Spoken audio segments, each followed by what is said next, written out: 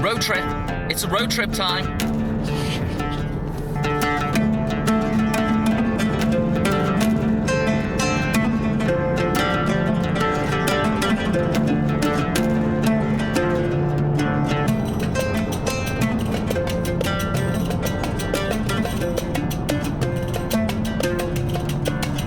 The holidays are over. It's all done. It's time to return to normal life again. But before we do that, let's talk about this year's top 10 movies. We've still got a little bit of 2024 left, so I think it's a good time to put out what I think was the best films of this year. It's most probably physically impossible to see every movie that's been made in 2024 anyway. So let's just talk about the ones that I saw this year. You know, a lot of people these days, they go on about the fact that movies are not as good as they used to be. I hear that a lot. I see that a lot in comments. I see a lot of criticism of Hollywood specifically. When you mix art and business, I don't really think those two things go together, because one thing wants the money and one thing wants the creativity. If you go into a cinema, the lights go down, the movie starts, and for the next hour and a half, 2 hours, 2.5 hours, 3 hours, however long it is, if you sit there and you feel something, you form a bond with the characters on screen, and you get emotional when the emotional things happen, and when all of that works, then we've got ourselves a great film. That's what leads us to my top 10 of 2024. All right, so I'm going to start with some honourable mentions, because there were more than 10 films that I loved this year. And it was a difficult choice to find the right ones to put in the right place. But in the end, I did come up with the list. But there are some honourable mentions that aren't on this list. Stuff that I saw and I haven't forgotten. Let's give an honourable mention to the following movies. The Outrun. The Outrun is a very independent, very small, tiny film that got a very, very small release. I was going to do a review of The Outrun. I didn't get the chance to see it on the big screen. Otherwise, I would have definitely done a review for it. The Outrun deserves an honourable mention because I did love it. I loved it a lot. I thought it was a fantastic film. And Saoirse Ronan is just so amazing in it. You know, she really put her heart and soul into this film. And you can see that. You can see it from the character. You can see it from the story. So, honourable mention to The Outrun. Right, we need to get some fuel because we're not going to be able to go anywhere if we don't get any fuel. Let's do that. Fuel time. Okay.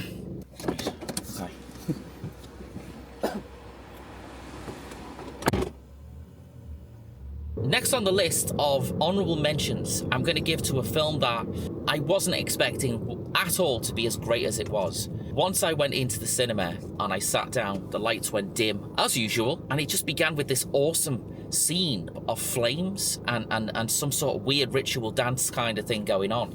And from that point on, I was just hooked on every single frame of this film. And it's called The Last Dance, and it's a Cantonese movie. The Last Dance is ultimately a perfect balance between comedy and a perfect balance between drama.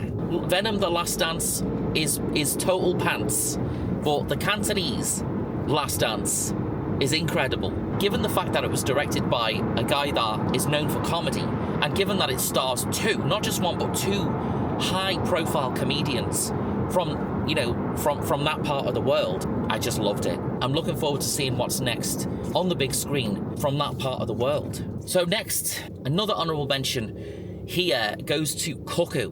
You know, although you'll never see it, Cuckoo is one of the very first ever reviews that I recorded for the channel, and I will never ever release it because no thank you. But yeah, Cuckoo, starring Hunter Schafer. It's got that very strange atmosphere to it. It's got that weirdness about it. But again, kind of like The Last Dance, it doesn't push anything too far. It just holds itself back to make sense, but also to be a little bit weird, and also to be a little bit loud, and also to be a little bit, I'm not really sure where it's going to end up on a streaming service, but if you are scrolling through Amazon Prime, or if you're scrolling through Apple TV, and you see it for rent, just rent it and watch it, and you'll see a bizarre but entertaining film starring an amazing actress. You know, I'm looking forward to seeing what she does next, because that nonchalant kind of way she goes about everything, awesome stuff. Check it out. It's called cuckoo, and I did enjoy it a lot. It was pretty good. And we are stuck in a traffic jam, so I wasn't expecting that, but whatever, what can you do? But we're stuck in a traffic jam in the prettiest part of this country, so that's fine. I'm all right with that. And finally, a film that, again, I saw this before the channel existed, went to see it on the big screen, and loved every second of it. Grungy, violent, weird, amazing. It's Love Lies Bleeding. If a certain other film didn't exist, I think Love Lies Bleeding would be right where that other film, which I'll get to in my top 10, exists in. I think it would be in that place. It's just squeezed out of the top 10. It's almost in there. And it's available on Amazon Prime, by the way. So if you are thinking, well, I don't know what to watch tonight, dial it in. Love Lies Bleeding. It stars Kristen Stewart. And I absolutely loved it from start to finish. And, you know, it's got that magical realism thing going on at one particular point in it. And it works so well. And I'm not going to give away anything else about the film, but I will say that it is gritty and it's grungy and it lives in this kind of horrible world. A world you don't really want to live in, that kind of weird American town thing. All of the performances in Love Lies Bleeding are so fantastic, particularly Kristen Stewart. Katie M. O'Brien and Ed Harris all put in just stellar performances in Love Lies Bleeding. And as I said earlier, it's almost in the top 10. So they're my honourable mentions. Love Lies Bleeding being probably my favourite of them. So let's get on with the top 10. What did I think was the best 10 films of 2024? Okay, so number 10, we're going to give it to a blockbuster. And not just any blockbuster, but a blockbuster that I went to see and made my jaw dunk straight onto the floor. It's Dune Part 2. Epic, huge, long, amazing. Timothée Chalamet and Zendaya continue their roles, and the growing friction between them comes and goes, giving this movie an edge I didn't expect. About power and the fine line between fascism and freedom, I cannot wait for the next one.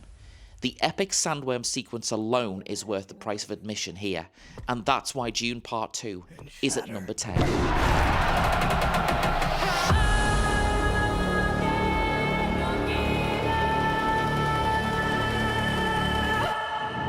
Alright, so that's number 10. That's Dune Part 2. Denis Villeneuve, amazing stuff.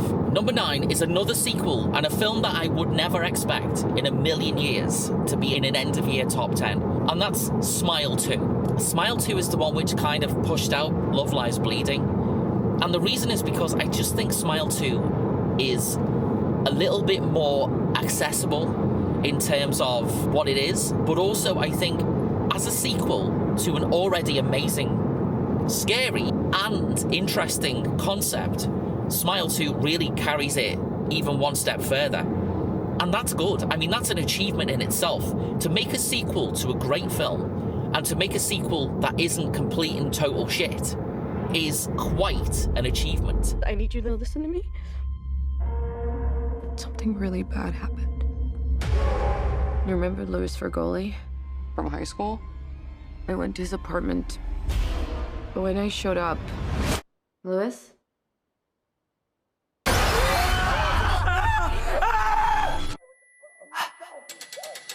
No, get away from me! What? He was smiling at me.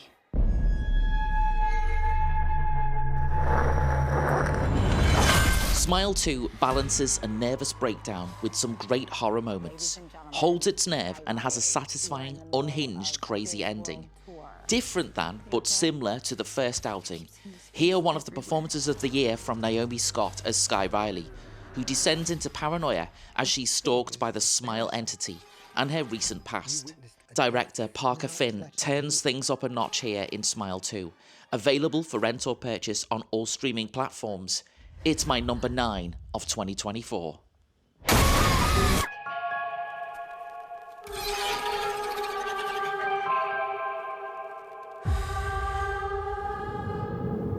So the traffic is like, the traffic is not like, I didn't think the traffic was going to be like this. It's a bit stop-starty.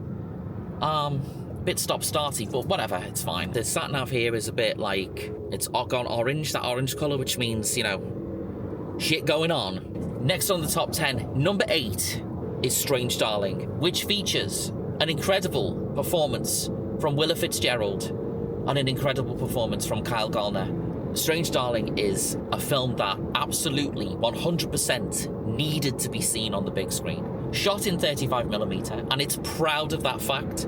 The cinematography itself is by Giovanni Ribisi, who is Phoebe Buffay's brother in Friends. Cinematography by him. How about that? And seeing something like Strange Darling on the big screen was a revelation to me.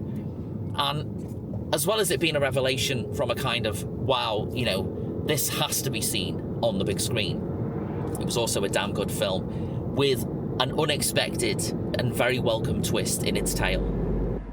Are you a serial killer? What did you just say? Scrungy, interesting, a fine piece of work. Willa Fitzgerald and Kyle Gallner hold this together superbly, playing a game of cat and mouse. But who is who? With a difficult path to release, director J.T. Molnar faced a nightmare time from studio executives during production, who said, and I quote, "We hate everything about what you're sending us, we're not enjoying this at all, and we're not sure it's going to work." From the end product, which Molnar was able to have complete control over after a successful audience test screening, we are able to enjoy Strange Darling, and I put it at number 8 on my top 10 films of 2024. I know it isn't true. No, it isn't true. Gotcha. Strange Darling, and that was number 8. So we're up to number 7. So number 7, I'm just going to lay it out there. Number 7, Furiosa, a Mad Max saga. Whatever you have to do. However long it takes. Promise me you'll find your way home. Furiosa. Give me this promise. An individual and fresh take on an old story, Anya Taylor-Joy is intense as the younger Furiosa. Hemsworth plays a great baddie, and the action is hurricane force. In my view, anyone that hates this film hasn't seen it. A massive flop at the box office, which was completely undeserved, but I loved its pace and Furiosa's harsh journey to who we see in Fury Road. If you haven't seen it yet, just watch it and make up your own mind. Furiosa, a Mad Max saga, is at number 7 on my top 10 of 2024. Do you have it in you to make it epic?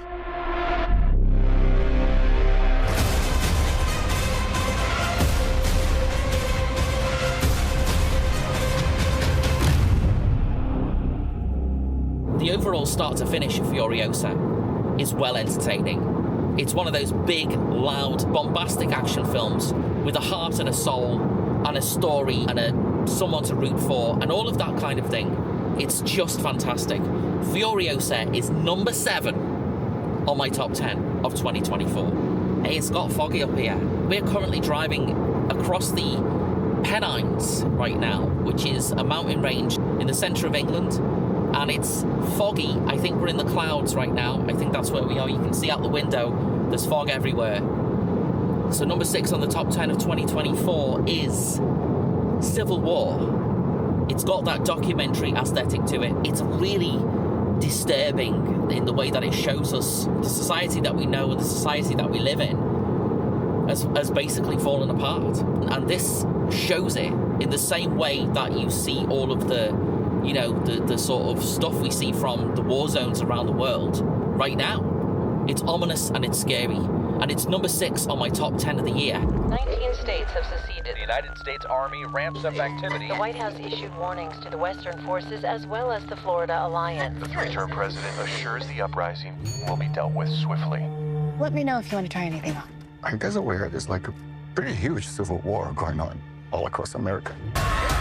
Fine performances, great run-and-gun direction and a dystopian future of a divided America, starring Wagner Moura, Kelly Spaney, Stephen McKinley Henderson, Nick Offerman, and Kirsten Dunst. She plays a war photographer who carries out her horrific job, this time at home, documenting the fall of the USA, parodying war zones currently across the world, showing us that we could end up like this so easily. Bleak, hopeless and scary, with some top performances. Director Alex Garland takes us on a ride from rural USA to Washington, D.C. in search of an interview with the president. It gets even better with multiple watches and is my number 6 favourite movie of 2024.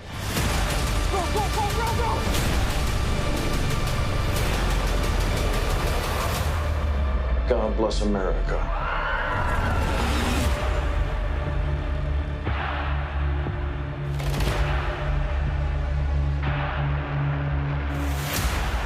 Right, we're halfway there now, so let's go with our next one. So number 5 on my top 10 of 2024 is Blink Twice. I think Blink Twice is the most roller coastery film of the year. It pulls you in different directions emotionally, and it's also scary. You know, like that part of the roller coaster when you go over the hill and you're on your way down. It's got those moments in it. It's got those like, oh my god, moments in it. Disturbing, well-directed, shocking, dark, with a message about elite power and manipulation.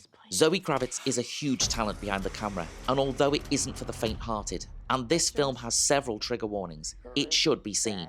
Its story could be considered unrealistic unless you're a billionaire, but its situation is very real, and has a bleak spiral into darkness with a perfect contrasting palette of light, bright colours. Zoe Kravitz has created a movie with a dark sense of humour that tips into the disturbing without you even noticing, and leaves me excited to see what she'll do next.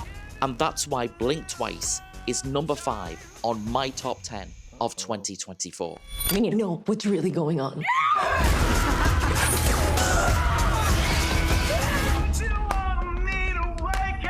Blink twice if I'm in danger. Well, maybe not. Let's not answer that one, right? My number 4 film of 2024, Challengers. A film about tennis. Wow. I mean, wowza. What a film. Challengers, energy, and funk. If a film can be described as funky, then Challengers is that film.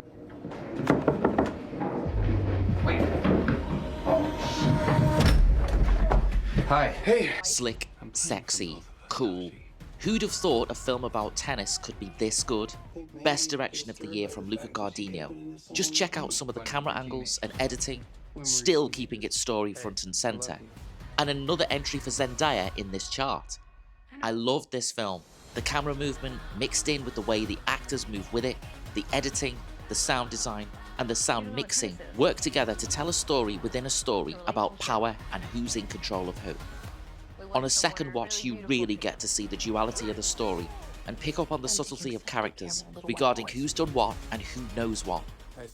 It's Challengers, and it's my number 4 movie of the year, and in the UK is currently available on Amazon Prime.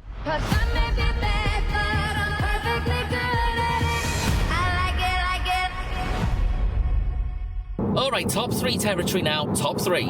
At number 3, strange performances and muted quietness and gentle stillness is Longlegs. Not only watching it the first time, did I come out of the cinema and I thought to myself, oh my god, it looks beautiful. It's so understated. I've never seen a film as understated as this have such a huge impact on me. It's done on one register all the way through. One register, and that register is that quiet, reserved thing. But when you see Nicolas Cage on screen, that's when the register turns up like 10 notches. And that's what makes it like, whoa! His performance is really over the top, but it's not too over the top. And it works perfectly.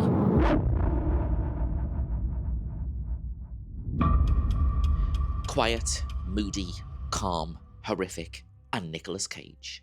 Shot 90% wide angle, so it can isolate our main character in each scene and very successfully creep us out by letting us look around the frame for anything lurking around it. Its deafening silences put us on edge, and its strange 70s colour palette and 90s setting let us into a world of those early serial killers on the loose, closing in on our main character in more ways than one as she gradually realises she might be connected. Part 7, part Signs, and part Zodiac, and then there's Nicolas Cage. Unrecognisable, but also totally recognisable. He is a perfect balance of weird, eccentric, and crazy. Blend it all together and you get this awesome movie called Longlegs. And that's why it's my number 3 movie of 2024. Our prayers protect us from the devil.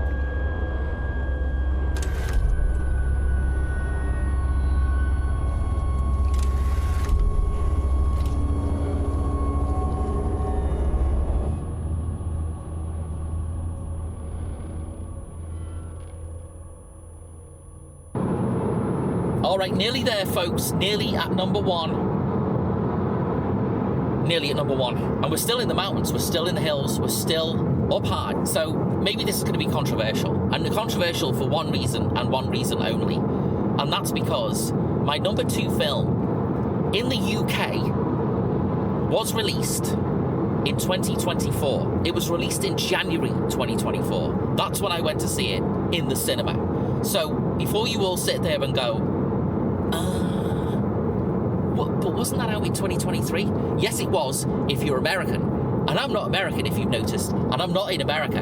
I'm in the glorious country of England. And for me, in the glorious country of England, the film was released in January 2024, which makes it a 2024 movie. And that movie is The Holdovers. It's so gorgeous and it's so emotional. I don't know, the way that the characters hate each other and the way that they fall apart and the way that they come back together again, it's just amazing. What an interesting, beautiful piece of cinema. It really is.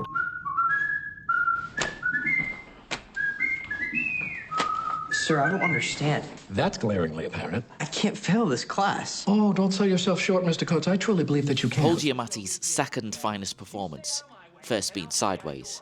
This is a film of lost souls thrown together at Christmas time, released in the UK in January 2024, by the way.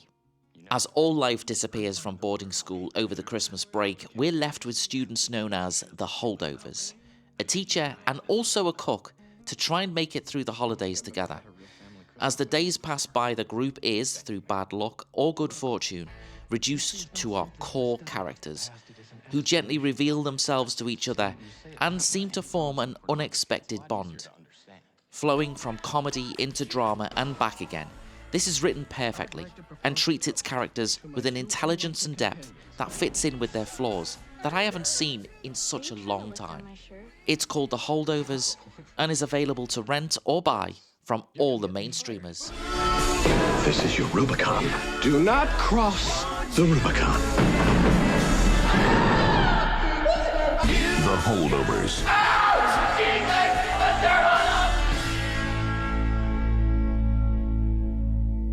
So, Holdovers is number 2 on my list of top 10 films from 2024. Number 2 was The Holdovers.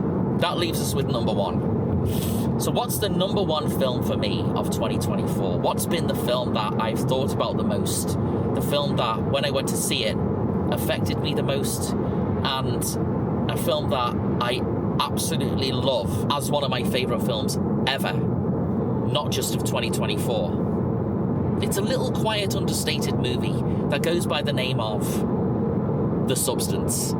Yeah, the Substance is just a masterpiece. It's throwing everything it can at the screen with its message, and every single thing it throws at the screen sticks there and it doesn't let go. How can it not be number 1 film of the year? It's the first review I ever published on this channel, and it holds a place in my heart, not just because of that, but it holds a place in my heart because it was one of the first films of this year that made me go, I have got to say something about this. I've got to record it and I've got to put it online and see if anyone watches it. And I've never forgot it from the very second that I saw it, the very second those lights dimmed, the very second that weird noise happened, that kind of, this noise.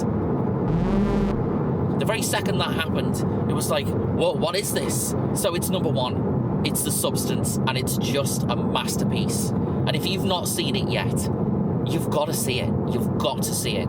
The fog has lifted and the sun is out. It's quite beautiful now. We've kind of gone over the hills of the Pennines and we've come out the other side. We've cleared the fog just in time for the end of this video. So I'll be back home. I mean, the sat-nav says 5 hours, so it's quite a journey.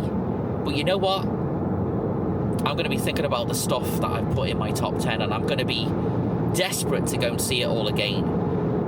But overall, I reckon 2024 has been a great year for films. You know, stuff like my honourable mentions and stuff in my top 10. Particularly something like The Substance, which, you know, The Substance was out in cinemas for quite a long time. It was even out during Halloween, and I think it came out probably in the UK. I think it came out around about late September, October time.